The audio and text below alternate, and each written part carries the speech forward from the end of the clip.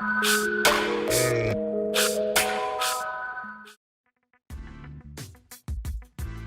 there and welcome back to NBA 2K17. My name is Pete and today we complete the first year of NBA 2K17's MyGM mode with the Indiana Pacers. Now, Indiana is a very interesting team with a lot of young pieces, but at the same time with two established stars in Paul George and Jeff Teague. The team is not a championship contender yet, but it gives you a nice base to build upon.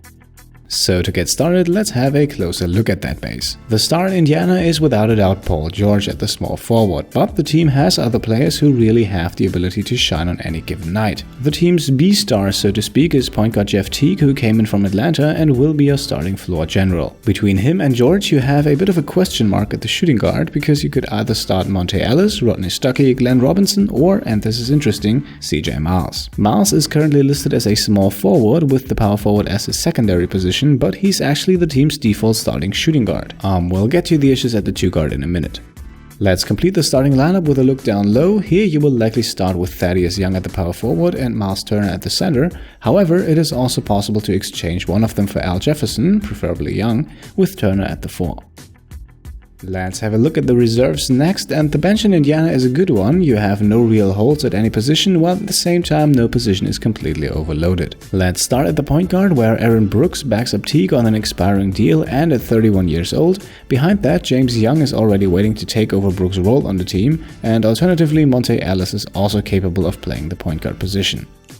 The shooting guard has only 2 listed players, and depending on who you start, either Ellis, Stuckey, or both of them can come off the bench. Both are 30 years old and on contracts with player options that you might want to get rid of, especially in the case of Ellis.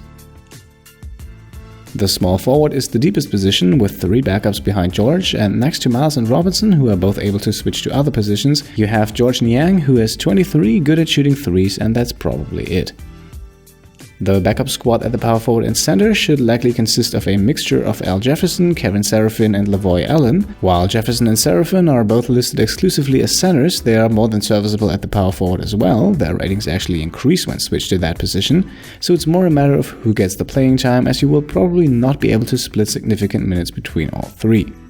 That necessarily leaves Rakeem Christmas out of the rotation entirely, but I think that's for the better. Now on to the expiring contracts, and this is the big issue in Indiana. First of all, your expiring contracts could create a huge mess at the point guard. Both Jeff Teague and Aaron Brooks are expiring. Brooks cannot be re-signed during the season, and Teague might also want to test his value in free agency. This makes the 2-year team option on James Young even more critical, because if things go wrong, you simply cannot afford to lose him too. Relying on Monte Ellis as your point guard for the future will cost you a lot and is definitely not worth it. You have a bunch more team options coming up, specifically on Glenn Robinson, who is a steal at this price, on George Niang, who is a bit more debatable, on Lavoy Allen, who you might be able to bring back in free agency for less than the $4 million his option is worth, on Rakeem Christmas, who might be replaced by a rookie at that point, on Myles Turner, who is an absolute no-brainer, and on Kevin Seraphin, who is cheap to pick up. Those 2 expiring contracts and the 7 team options are not enough, however. For Rodney Stuckey, a $7 million player option is coming up, and CJ Myles has another one worth roughly $4.8 million. To sum things up, 11 players who are currently under contract in Indiana are not guaranteed to have that status going into the next season. Some of them are less important, others however are crucial to your success, so having a good idea of which options you want to take can be very helpful. Now, in contrast to the contract situation, the repertoire of draft picks in Indiana almost looks boring. The Pacers have all of the first and second rounders for the next 4 years, so absolutely nothing special here. As a team that should be moderately successful, you could consider trading the first rounders though.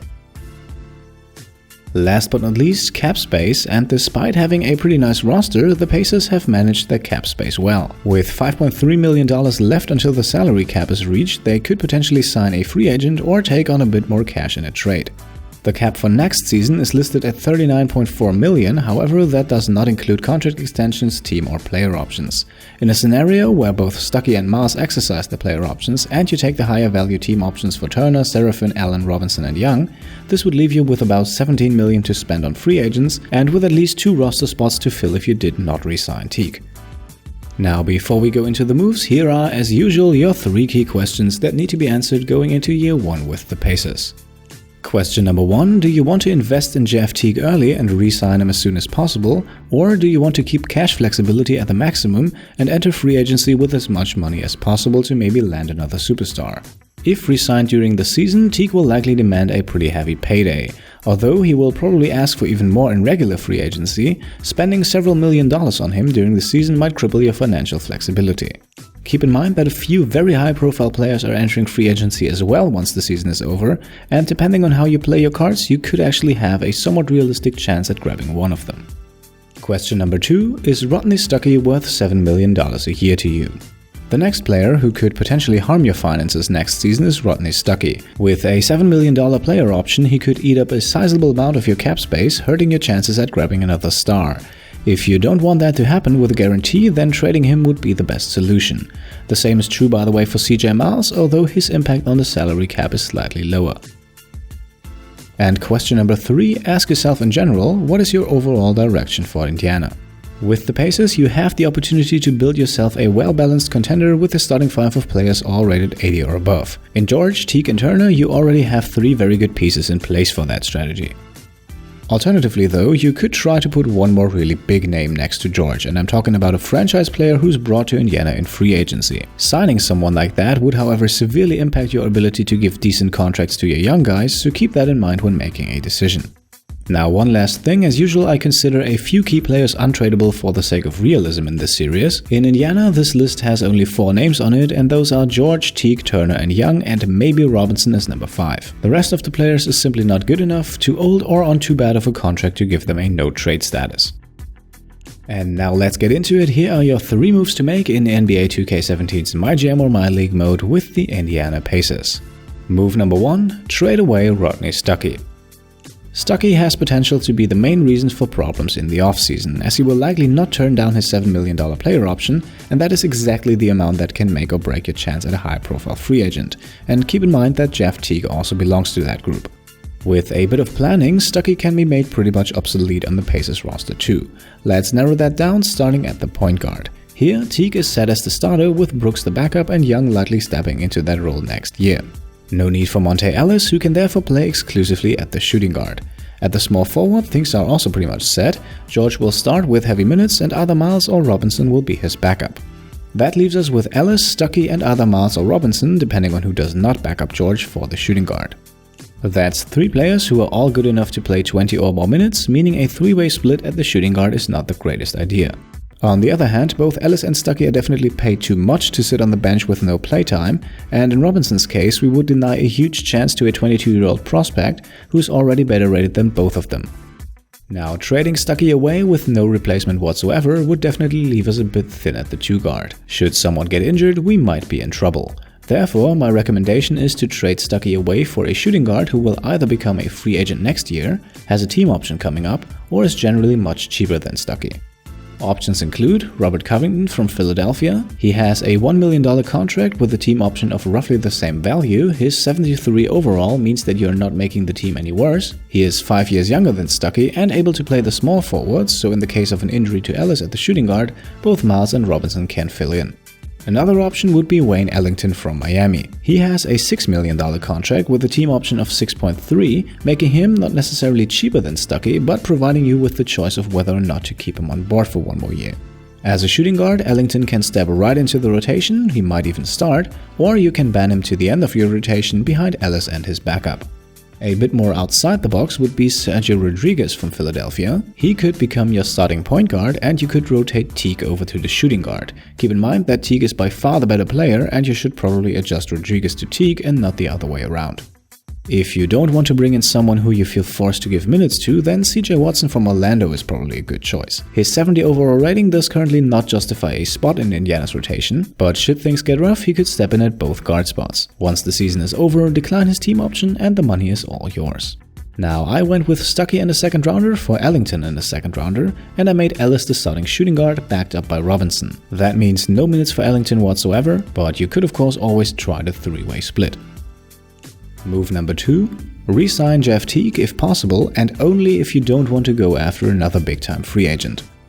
That's a lot of ifs here, and very likely you won't have to bother with the question at all, but if you decide to not bring in another superstar and you want to bring back Teague, then you should take the opportunity once it arises. Chances are that Teague does not want to re-sign during the season, but if he does, lock him down long term, because that should be considerably cheaper than signing him in free agency. And move number 3, enter the offseason and take care of the draft, team and player options, and free agents. Now let's split this into a few parts. First of all, we have the draft.